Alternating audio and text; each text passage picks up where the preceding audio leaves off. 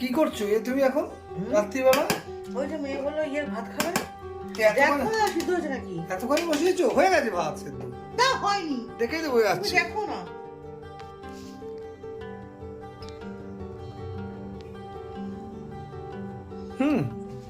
আর একটুখানি আর একটু হোক নাকি?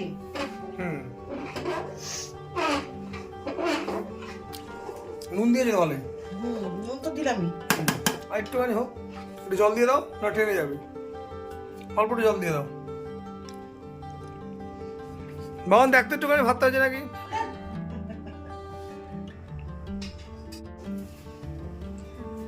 কি করবো এটা? এটা গরম করে দিও তো। সুইটি বাবা ও মা, হ্যাঁ দেবো দেবো। আলুগুলো সাথে হয়েছে? ওটা তো আমার ইয়ের আলু, মুড়ির আলু। মুড়ি কোনো খাওয়া চলবে না। তোলো, ওই তো আলুগুলো রয়েছে। আরে তোর এটা তো ভাতের আলু। তোলো না, সবই তুলে ফেলো না। তা কেন? ভাতেরটাও তুলে ফেলো। সব আলুগুলো তুলে ফেলো। মাখবা তো না। তুলে ফেলো না, কিন্তু সুবিধা হবে তোমার। খুঁজতে হবে না তখন। বুঝো না কেন? সব তুলে ফেলো। হ্যাঁ দেখো একটা আলু তুলছে। ভাতটাকে নিয়ে করে তুলছি না ওই জন্য। ভাত পড়ুক না, তোর মধ্যে কি আসবে? থালাটাকে নিয়ে আসো, বাটির দিকে নিয়ে আসো। বাটির আগে দিকে নিয়ে আসো এক হাতে। হ্যাঁ দেখো আর কোথাও আলু আছে। ওই তো ওই পাশে দেখা যাচ্ছে। ওই যে কি ওর বাচ্চা এখানে? হ্যাঁ, উনি কাউকে কাউকে উনি অ্যালাউ করবেন না। চিন্তা করো। কি অসভ্য চাঁদ হয়েছে। ঢুকতে দেবে না কাউকে। চলো দেখে আসি তো, চলো তো, চলো তো। ওই দেখো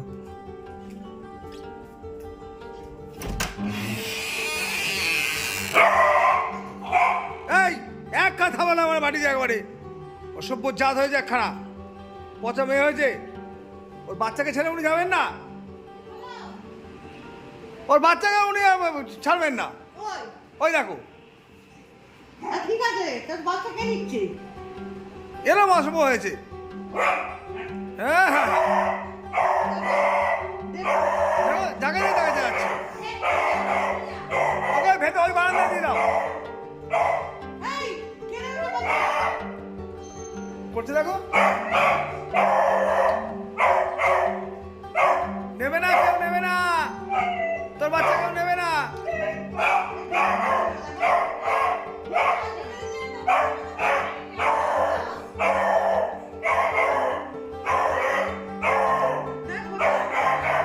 hello everyone, good morning, welcome back to my channel.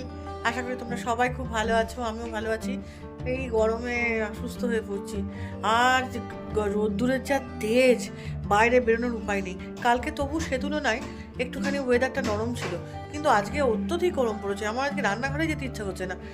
রান্নাঘরে রান্না বসিয়ে এসেছি, মাছের ঝোলটা হয়ে গেছে। এবার পটল ভাজা বসিয়ে এসেছি। চলো যাই এবার।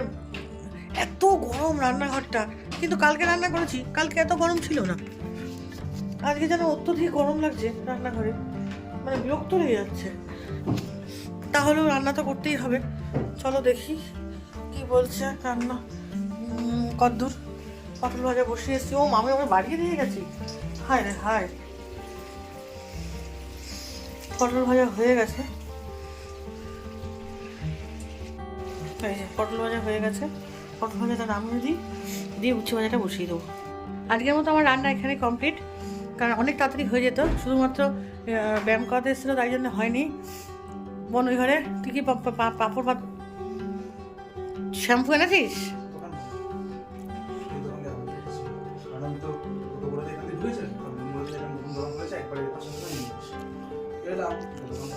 বোনকে বল যে ইয়ে পাইনি, যে এমনি চান করি দে। রান্না বান্না হয়ে গেছে। এবার স্নান করতে যাব। স্নানটা অনেক আগেই করা উচিত ছিল, কিন্তু এই ব্যায়াম করাতে এলো, এই করাতে এলো, ওই করাতে এলো, সেই তারপরে কাজেরও চাপ ছিল প্রচুর, সেই জন্য আর হয়ে ওঠেনি। তাই জন্য ভাবলাম তাহলে একবার রান্নাবান্না করে একেবারে পুরো ফ্রেশ হয়ে তারপরে রান্নাঘর স্নান করে আসি। এইবার যাচ্ছি স্নানে। চলো কী কী রান্না করলাম দেখো। তোমাকে দেখালামই যে আলু উচ্ছে ভেজেছি, মাছের ঝোল করেছি, আর হচ্ছে পটল ভেজেছি। লাস্টে করলাম ভাত, আর একটুখানি ফ্রিজে মাংস ছিল রাখা, সেই মাংসটুকু নষ্ট হয়ে যাচ্ছিলো। তা অনেকদিন ধরে পড়ে রয়েছে, নষ্ট হচ্ছিলো না, অনেকদিন ধরে রয়েছে বলে আজকে একটু করে রাখলাম। ওবেলা হয়ে যাবে রুটি দিয়ে। প্রতিদিন ভাত খাচ্ছি আর ভাত খাবো না, রুটি দিয়ে হয়ে যাবে আজকে। ঠিক আছে চলো এখন স্নানে যাই, স্নান করে এসে তারপরে সব কথা। আগে স্নান করে আসি। এই দেখুন ঘরের মধ্যে উনি হট হাঁটছেন, উনি টেনশন করছেন। না এই যে, টেনশন রাত দিন খাবার হয়ে যাচ্ছে। এখন কি করছেন আপনি? আমি আমার সে এখন বলা যাবে না ব্লগে আমি কি করছি। ব্লগে বলা যাবে না, পরে বলবে যে আমরা খেলা দেখছি মুম্বাই ইন্ডিয়ান্স ভার্সেস। এই বাবা যা জামা কাপড়টা ছাড়, ছেড়ে বাংলাটা দে, লিখে দিই আমি কালকে সকাল 7টা থেকে পড়া তো দে। যেটা যেখানে খাবে সেটা সেখানে ফেলে রাখার স্বভাব। কালকে লেস খেয়েছে ব্যাগের মধ্যে পড়েছিল, সেটা বের করে এখানে রেখে চলে যাবে, ফেলে না। স্যারের কাছে পড়ে এসছে বইগুলো এখানে পড়ে। কালকে ম্যাগি নিয়ে এসছি, ম্যাগির সাথে এই যে দুখানা বাটি ফ্রি দিয়েছে না, একটা ম্যাগির সাথে একটা আর একটা ম্যাগির সাথে আরেকটা, দুটোর সঙ্গে দুটো বাটি ফ্রি দিয়েছে। বাটিগুলো খুব কাজে লাগে, ছোট হলে কি হবে একটু ডাল টাল দিয়ে আর একটু চাচু চাচু দেওয়া কারোর ঘরে বেশ কাজে লাগে। সেখানে তুলতে হবে। রাত্রে জল জল খেয়ে খেয়ে বোতল করে নিচে রেখে আসে, সেগুলোকে আমি টানতে টানতে নিয়ে আসি। দেখি সেগুলো সব সরিয়ে নিই। কতগুলো বোতল বাবা একটা ঘরে। এই যে এতগুলো বোতল একটা ঘরে।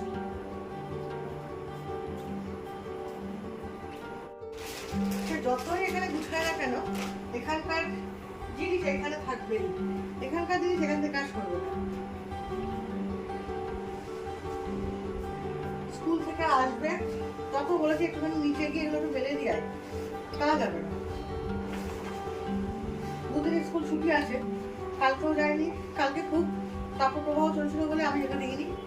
আজকে স্কুলে ছুটি, আজ মনে হয় 1 মে, ওই জন্য ছুটি। এই ওর বাবা আর একজন নতুন গেঞ্জিটা পরেছে, পরে এইভাবে রেখে দিয়ে চলে গেছে।